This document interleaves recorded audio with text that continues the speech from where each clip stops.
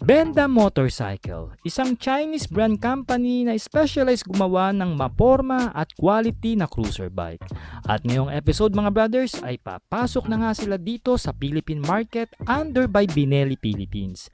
At nagpakita nga sila ng dalawang maangas na unit sa Las Makina Moto Show 2024. Yan nga ang Napoleon 450 Bobber and Chinchilla 450 Cruiser.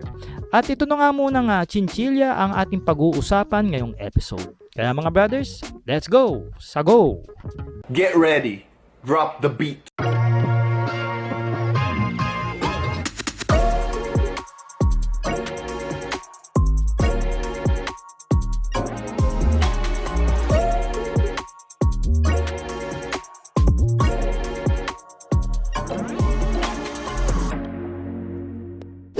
Sa unang sulyap, aakalain mo na isa itong 1000cc na cruiser